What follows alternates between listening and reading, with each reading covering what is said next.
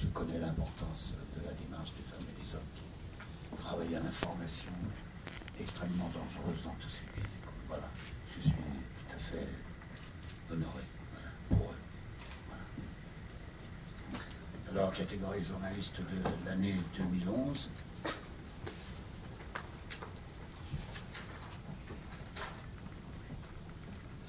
Ali Ferzat.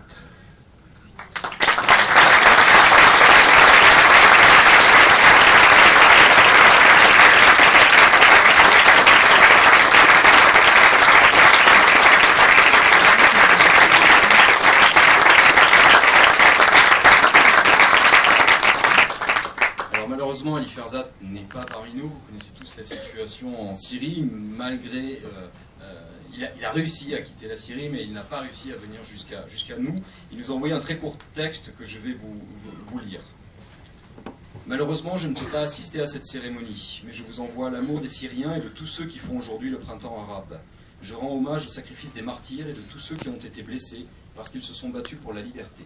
Merci à eux qui ont remporté la victoire au nom de tous les opprimés. Merci à Reporters sans frontières pour ce prix. Merci à tous pour votre soutien. Je vous remercie tous. J'aurais bien voulu être avec vous ce soir sur scène. Ali Ferzat.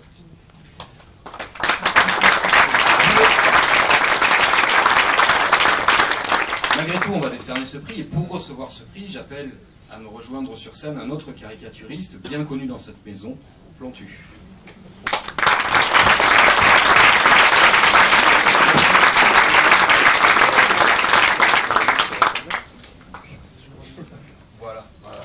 Trophée que Plantu lui remettra dès que l'occasion... Voilà, je le remettrai à Ali Ferzat. Merci beaucoup, merci Richard de vous être déplacé ici. Merci Jean-François. Et je suis très sensible au fait que Ali Ferzat est un dessinateur très connu dans le monde arabe. Tous les journaux du Maghreb et du monde arabe, Jordanie, Égypte, reprennent les dessins d'Ali Ferzat. Ça, c'était l'hommage que je faisais à l'intérieur du journal Le Monde. Et pour vous dire à quel point on se rend... je fais souvent vous faire venir d'ailleurs des jeunes de 3e, de seconde, en première ici, pour parler de la liberté de penser. Et ces jeunes, des fois, on leur dit la résistance. Alors ils pensent à la Deuxième Guerre mondiale. Ça, c'est la résistance. La résistance aujourd'hui, c'est le courage. Et Ali Ferzat, c'est incroyable comment il a pu... Pour vous dire à quel point ce dessin-là, que vous devez certainement avoir, il me l'a envoyé il y a 3 mois. Et alors, je regarde le dessin de près, parce que nous, ici, à Cartooning for Peace, à l'intérieur du journal, on est en lien avec tous ces dessinateurs juifs, chrétiens et musulmans, agnostiques, tout ça. Et puis, il m'envoie ça, et là, je lui téléphone sur son portable, et puis je lui dis, mais Ali, là, c'est Bachar el-Assad là, que tu as dessiné. Il me dit oui. Et je lui dis, mais t'es où là? T'es là comme ça. Et il me dit, bah, je suis à Damas. Et bon, bah voilà, c'est... Et alors, je vous dis que ça, c'est la fin, c'est Ali Dilem, un autre dessinateur algérien, qui est présent ici. Et Ali, il sait ce que c'est que de faire de la résistance. Il a 24 procès avec le gouvernement algérien en ce moment. Il passe plus de temps, d'ailleurs, dans les commissariats que devant sa table à dessiner. Tu m'as dit que ça voulait dire... Abolition de l'état d'urgence. Et alors ce qui est drôle, et c'est très subtil, et c'est très dans la verve, je dirais, de la poésie arabe, oui, c'est dans l'esprit de la poésie arabe, Bachar est en train justement d'enlever ce qui est la fin de l'abolition de l'état d'urgence, et en fait, l'état d'urgence reste, même s'il est gommé par Bachar. Et je trouve que ces dessinateurs qui se donnent ce courage de pouvoir raconter ça dans leurs dessins, alors qu'ils sont au cœur de l'événement, et que, quelques semaines après, les sbires de Bachar el-Assad l'ont saisi, l'ont brûlé, lui ont mis un sac plastique, l'ont brûlé avec des cigarettes, et après surtout lui ont brisé les phalanges avec avec des marteaux. Je trouve que c'est quand même, merci à Reporters sans frontières, de nous aider à faire savoir et à aider, surtout parce que vous avez une logistique formidable pour aider ces dessinateurs. Et le hasard, c'est que, ça c'est un livre qui vient de sortir, Les chroniques de la révolution égyptienne, de Ala El Aswani. Et le dernier chapitre, c'est celui qui a écrit L'immeuble Yacoubian, le fameux livre. Et à la fin, il fait un hommage à Ali Farzad. Le livre vient de sortir. Et il dit « Tu es l'avenir, Ali, et eux sont le passé sinistre.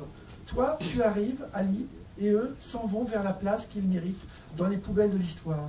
Le régime de Bachar est terminé. Il ne reste plus que le bâton de l'oppression qui se brisera bientôt. La Syrie retrouvera alors sa liberté. Mon ami Ala Farzad, que tes mains soient préservées. La démocratie est la solution. » Merci beaucoup.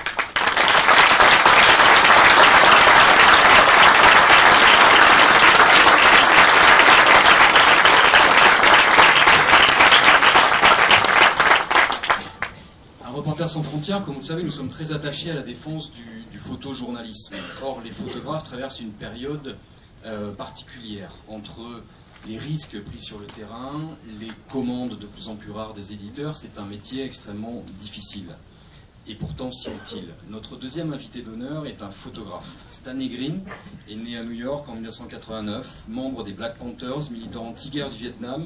Il a toujours utilisé cet engagement au service de son métier de photographe. Il a couvert toutes les guerres ou presque, l'ex-Yougoslavie, le Liban, le Cachemire et j'en passe. Il a fondé l'agence Nour. Et à travers lui, ce soir, nous allons lui donner la parole. Nous voulons rendre hommage à tous les photographes qui ont été tués, notamment ceux cette année, alors qu'ils faisaient leur métier. Je pense à Luca Dolega qui a été tué en Tunisie, je pense à Tim Esserington, Chris Ondros, Anton Amerl qui ont été tués en Libye. Voilà, ces photographes qui ont payé de leur vie leur activité qui consistait à aller chercher des images pour nous les ramener, pour nous rapporter, pour nous montrer ce qui s'est passé dans ces pays. Stanley Green.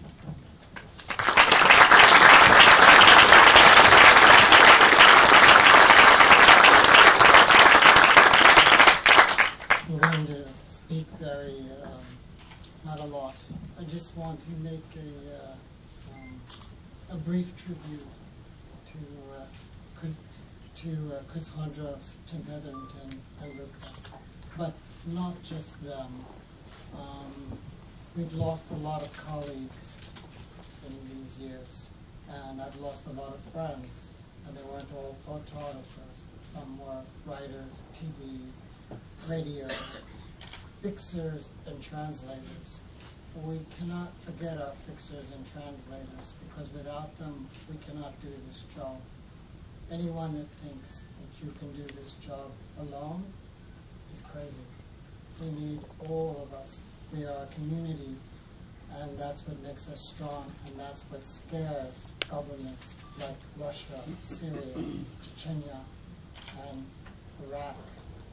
Even Iraq, Afghanistan, and even my government, when journalists come together and protest and say that this is wrong, and are not afraid to stand up and say this is wrong.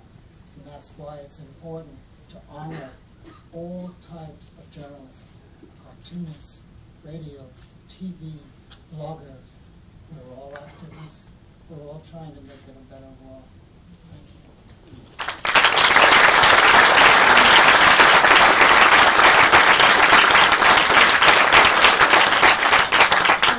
Bonsoir, je vais parler brièvement. Je voudrais juste rendre hommage à Chris, à Luca Dolega, à Tim Hetherington. Nous avons perdu beaucoup de collègues, j'ai perdu beaucoup de collègues et aussi beaucoup d'amis. Pas seulement des photographes, mais aussi des fixeurs, des journalistes radio, des interprètes. Et nous ne pouvons pas nous permettre d'oublier nos fixeurs et d'oublier nos interprètes. Sans eux, nous ne pourrions pas travailler. Nous formons une communauté. Et imaginer qu'on peut travailler seul comme photojournaliste, c'est de la folie. Nous sommes une communauté et c'est précisément cela qui fait peur à un certain nombre de gouvernements, que ce soit la Chine, l'Irak, l'Afghanistan et même mon gouvernement. Quand des journalistes se réunissent, protestent et disent non, ce qui se passe là, ça ne va pas, cela fait peur au gouvernement. Et c'est pour ça que nous devons rendre honneur et rendre hommage à tous les militants, tous les activistes. Merci.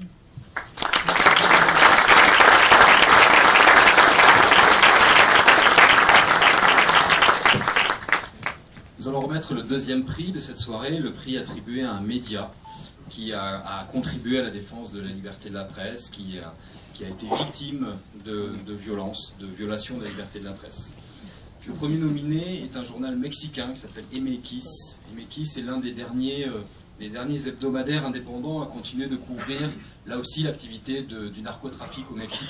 Vous le savez, ou pas, mais le Mexique est devenu le pays le plus meurtrier pour les journalistes de la planète. Beaucoup de journalistes, mais aussi de plus en plus de blogueurs, d'utilisateurs d'Internet, de personnes qui n'ont simplement, qui n'ont rien fait d'autre que de poster un message sur Facebook, ont été assassinés purement et simplement par les cartels. Le deuxième nominé, HT-SOP, un journal afghan, un quotidien basé à Kaboul. La traduction, ça veut dire le journal de 8 h du matin, laïque, s'efforçant de donner une information neutre et objective. Ce journal, HT-SOP, est régulièrement inquiété à la fois par les talibans et par les autorités afghanes. Ajras al-Ouriya, un journal du Soudan, qui a été régulièrement confisqué ou empêché de paraître par les forces de sécurité soudanaises. Ce quotidien arabophone est désormais suspendu simplement parce qu'il, d'une part, se montre critique, mais aussi parce que parmi les actionnaires du journal figurent des Sud-Soudanais qui sont hostiles au régime de Khartoum. Le quatrième nominé, Al-Wasat, un journal du Bahreïn. Al-Wasat est le seul journal d'opposition aujourd'hui dans le royaume du Bahreïn. Il a tout subi, tout vécu, suspension, expulsion de collaborateurs étrangers, emprisonnement de journalistes. On lui a tout fait subir, donc Al-Wasat tente de résister au milieu de cette révolution qui sévit aussi au Bahreïn. On en parle moins souvent, le Bahreïn, que de la Syrie ou d'autres pays, mais il se passe aussi des choses au Bahreïn. Weekly 11 News est un hebdomadaire birman qui publie des articles sur des sujets sensibles aux yeux des autorités ou aux yeux des autres médias.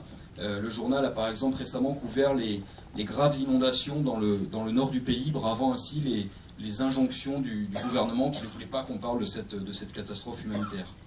Plusieurs de ces journalistes ont été arrêtés, certains ont reçu des menaces, le site a été bloqué, lui aussi subit les foudres du régime militaire birman, même si il semble que le régime birman soit aujourd'hui prêt à s'entrouvrir un petit peu.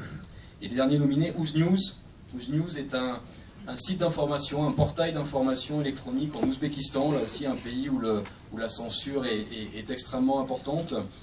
Uznews livre depuis quelques années un combat courageux contre la censure. Ce portail emploie je dirais presque tous les journalistes indépendants d'Ouzbékistan, mais ils ne sont finalement pas si nombreux que ça. Et c'est un peu la seule voix critique, la seule voix indépendante dans un pays en proie à une lourde censure. Pour remettre ce prix, je vais demander d'une part à Eric Israelevich de revenir sur scène et de me rejoindre, mais aussi à notre dernier invité d'honneur, journaliste et écrivain, à la fois prix Médicis et prix Albert Londres, explorateur de territoire, comme je l'ai entendu se définir lui-même. On a trouvé naturel là aussi de demander à cet écrivain de remettre un prix à un journal qui se bat contre la censure. Je vous demande d'accueillir Jean Rollin.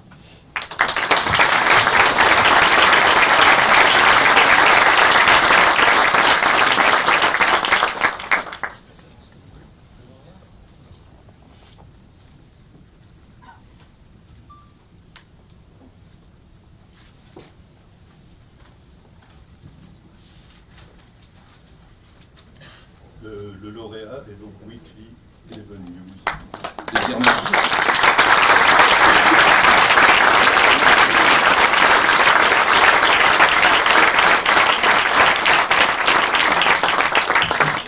Et cette fois, nous avons les lauréats, ils ont pu venir, ils ont pu sortir de Rangoon. Je vous demande d'applaudir chaleureusement Wai Min Phyo et Mia Tuntwin, les deux rédacteurs en chef.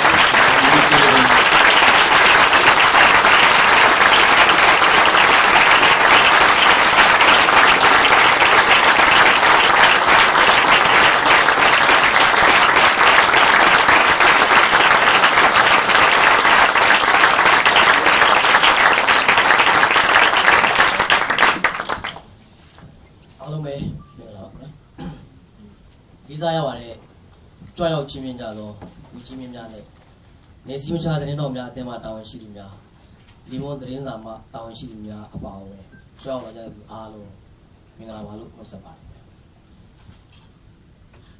11 Media Group ရဲ့ကူစား RSF နဲ့ Limon သတင်းစာကိုအခုလိုမျိုးချီးမြှင့်ပေးတဲ့အတွက်လိုက်လဲစွာကျေးဇူးတင်ကြောင်းဥစွာပြောကြားလိုပါတယ် Bonsoir, mesdames, messieurs, et les journalistes du monde et les responsables de RSF. Je voudrais vous remercier profondément de la part de EMG. ဒီစုနဲ့ပတ်သက်လို့အဓိကထိုက်တန်တဲ့သူတွေဟာ Weekly 11 News လို့ကျွန်တော်ယူဆတယ်ကျွန်တော်မဟုတ်ဘူးလို့ပဲခံယူပါတယ်ကျွန်တော်တို့နိုင်ငံရဲ့ပြောင်းလဲတိုးတက်မှုတွေအတွက်ဒီမျိုးစုံနဲ့နစ်နာခံအဆုံးရှုံးခံခဲ့ရတဲ့သူတွေရဲ့ကိုစားကျွန်တော်တို့11 Media Group ကဒီစုကိုလက်ခံရယူရလို့ပဲယူဆပါတယ် En fait, ce ne sont pas seulement nous, Weekly 11 News, qui méritent ce fameux prix, mais aussi ceux qui se battent en sacrifiant leur temps, leur vie pour le changement et le progrès de la Birmanie vers la démocratie. Donc, je suis là pour représenter tous ces compatriotes. ဒီစုရရှိခဲ့တဲ့အတွက်စိတ်တက်ကြွကုန်ရပြီပဲတစ်ဖက်မှာတော့ကျွန်တော်တို့ရဲ့ညီနောင် channel list တွေဟာရုန်းကန်ရစေအခြေအနေမှာပဲရှိပြီးချို့တွေကအကျဉ်းတော်ထဲမှာလည်းရှိနေစေပဲဆိုတော့ပြောချလို့ပါတယ် À la fois, je suis très honorée et très émue pour pouvoir recevoir ce prix et très triste en pensant à mes confrères qui sont toujours en prison dans le pays, en Birmanie. သူတို့တွေပြင်ကျွန်တော်တို့မမေ့မလျော့တဲ့ပုဂ္ဂိုလ်တွေကတော့ចောင်းသားခေါင်းဆောင်ဟောင်းကိုမင်းကိုနိုင်မျိုးဖြစ်တယ် L'un d'entre eux dont je voudrais mentionner particulièrement est M. Min Konai, qui est toujours dans prison depuis 20 ans. Il est toujours enfermé dans une petite cellule de la prison en Birmanie depuis 20 ans, sans désespérer, avec plein de courage.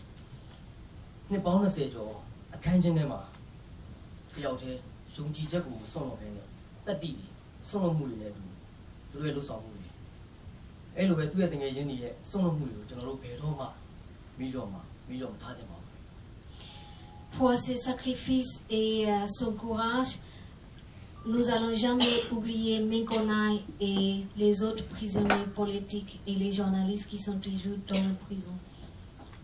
ဒါပြင်ကျွန်တော်တို့11 Media Group ရဲ့ဥဆောင်ပုဂ္ဂိုလ်ဖြစ်တဲ့ CEO ဒေါက်တာတန်းထွန်းအောင်ရဲ့မှန်ကန်တဲ့ဥဆောင်မှုမူဝါဒဆုံးဖြတ်ချက်မှန်ကန်မှုတွေဟာဒီစုရရှိရေးမှာအဓိကနေရာကပါဝင်ခဲ့ပါတယ် D'ailleurs, je voudrais souligner le rôle de notre PDG, M. Tantu A, du groupe EMG. Il est très important pour ce prix. Nous travaillons sous cette direction qui sont très remarquables. Il ne travaille jamais pour lui-même, mais pour la liberté de son pays. Grâce à ses braves déterminations et ses engagements pour le pays, nous sommes là, ici, devant vous. တိုင်းပြည်ကိုချစ်မြတ်လို့တဲ့သူတူအနေနဲ့သူ့ရဲ့ဘဝတစ်လျှောက်လုံးမှာကျွန်တော်တို့နိုင်ငံကျွန်တော်တို့လူမျိုးကျွန်တော်တို့လူအဖွဲ့အစည်းအကျိုးစီးပွားကိုတချောင်းသေးသောစိတ်ထားနဲ့ဆောင်ရွက်ခဲ့တာကြောင့်ကျွန်တော်အခုလူမျိုးဒီစင်မြတ်မော်ကနေပြောကြားခွင့်ရခဲ့တာပဲဖြစ်ပါတယ် C'est pour ces engagements, je voudrais vous remercier de sa part et le remercier. ကျွန်တော်နိုင်ငံမှာအပြောင်းလဲတွေစတင်ဖြစ်ပေါ်နေပါပြီဒါပေမဲ့လူအများကြီးကတော့မျှတတဲ့တရားစီရင်စနစ်နဲ့တရားဥပဒေစိုးမိုးမှုရဲ့အကျိုးကိုခံစားနိုင်ခြင်းမရှိသေးပါဘူး Aujourd'hui, il commence à avoir des changements dans notre pays, mais il n'y a toujours pas encore la justice. နိုင်ငံရေးကျင်းသားတွေမှားယွင်းစွာဆုံးဖြတ်အပြစ်ပေးခံရသူတွေဟာအကျဉ်းထောင်တွေထဲမှာရှိနေသေးပါပဲ Il y a toujours beaucoup de prisonniers politiques qui ont été très mal jugés, sont toujours dans prison en Birmanie. ကျွန်တော်တို့ဟာမြန်မာနိုင်ငံအတွင်းမှာမျှတတဲ့တရားစီရင်ရေးစနစ်နဲ့မျှတတဲ့တရားဥပဒေစိုးမိုးရေးအတွက်မိတ်မတုံဆောင်ရွက်သွားဖို့ တန်ဋိဌာန်ချထားကြောင်းနောက်ဆုံးပြောကြားလိုပါတယ် Donc, je voudrais vous dire que nous allons nous battre jusqu'au jour où la Birmanie aura la vraie justice et les vraies lois. အားလုံးကိုကျေးဇူးတင်ရှိပါတယ် Merci beaucoup de votre soutien si précieux.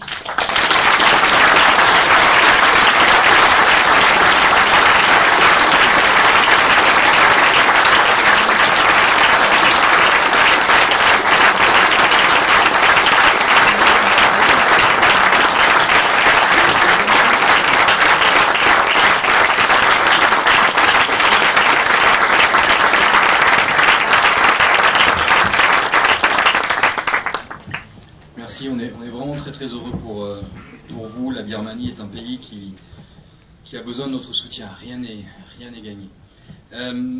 À Reporters sans frontières, je vous l'ai dit tout à l'heure, on est très attaché à la photographie. On publie demain, je crois, oui demain, c'est même sûr, notre nouvel album de photographie consacré à Isis, sans photo d'Isis pour la liberté de la presse. Cet immense photographe humaniste était un proche de Willy Ronis, de Cartier-Bresson. Isis est né dans la Russie tsariste, qui est devenue ensuite la Lituanie. Il a d'abord fui la pauvreté de son pays avant de se réfugier en France, où il est devenu photographe dans les années 30.